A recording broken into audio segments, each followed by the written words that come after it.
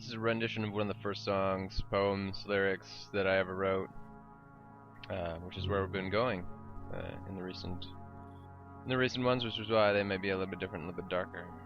Of course, I've said this before, but this is me, and I am awkward. And this is Our Father's Wounds Kept in the Closet, Part 2. Raise 2 obsidian-stained fingertips. A single-digit fist airship raised against injustice in the face of a man, once called Father, but now by name. The impressionable imprints left of center. This acceptance exists as long as I remain in the closet. Black and bruised, or just gothic and painted. Fingertips unconform the marionette as life to come.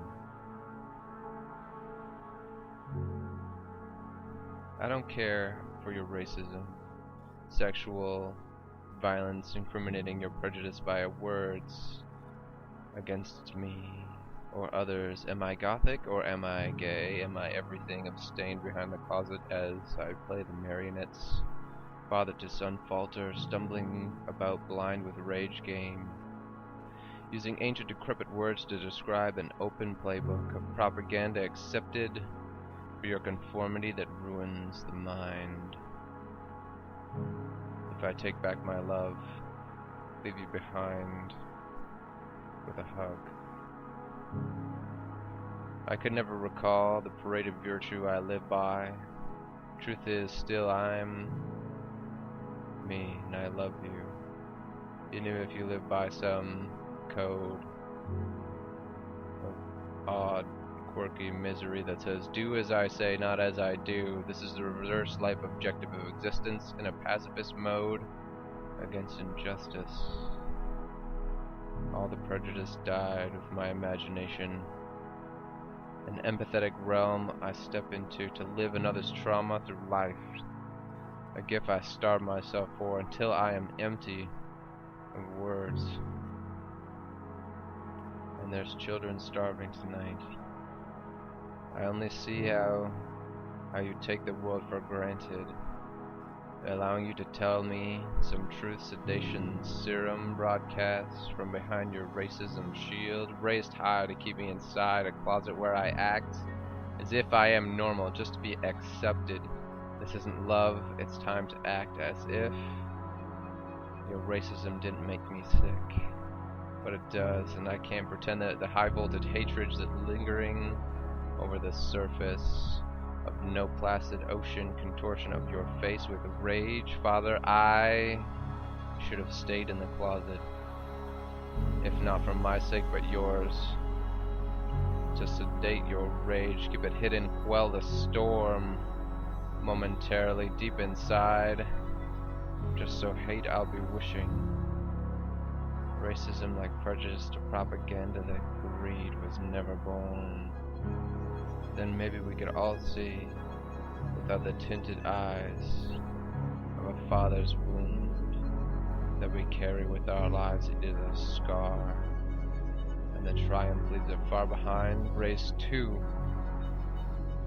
obsidian-stained fingers, each on the top of a single-digit air fist, raised fist against injustice, the prejudice of propositions labeled 8 times over, the one above the perfect number, forever told me by my once called father, now by name, an impressionable imprint left in the center. This is my acceptance, and I live in a closet, black and bruised, gothic, or my fingernails painted unconform, my marionette existence come to life.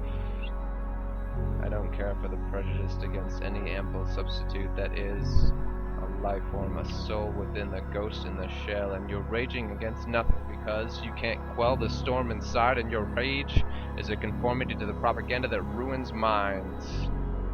I see you, and I could never take back my love, even if I have to leave you behind.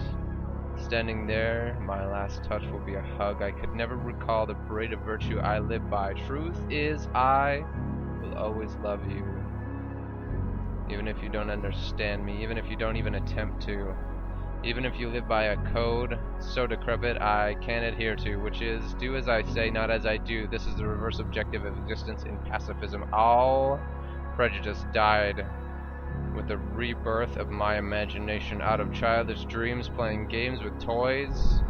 Transformers, like robots, changing my mind into an empathetic realm where I step inside and therein see the trauma lived through another's life therein. I'm stepping in their shoes and I'm starving myself over until I'm empty for these words, because this is the truth, that I am nothing.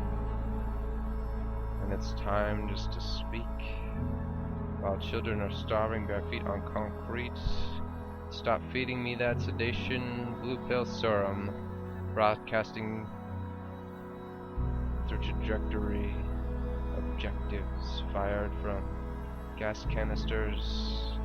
These allow the projectiles of your shield to keep me in a closet where I act as if I'm normal, to be accepted. This isn't love. This isn't hope. This is the birth of rage and the undertow of a storm that I will not pass on. My children will never agree to the condescending, racist prejudice that is the pacifist within me. My ignorance must die, so that they might live without the condescension, without my crazy lisp and my stuttering steps overly and foot over one another as I stumble the world over with my single-digit double fist airship raised against injustice, prejudice, and all manner of propositions labeled 8, one above the perfect number, so my father told me, but he is filled with a manifest destiny of impressionable mercy that says, I will find grace in a heaven filled with mansions, and I just want to be printed here on earth, black and blue, whether by bruise or painting, to show that I lived for the virtue I could never leave behind. And even when I leave your side, our last touch will be a hug and a kiss on your brow. As I enter the empathetic realm for the last time, and my imagination will quell the storm of the world as I speak these words in a humble nature against nurture battle to regain control, to regain control, to regain control. Take the red, not the blue. This is the impressionable imprint left of sinner and acceptance in a life in the closet that I don't wish anyone, this marionette form, to conform to. I love you all.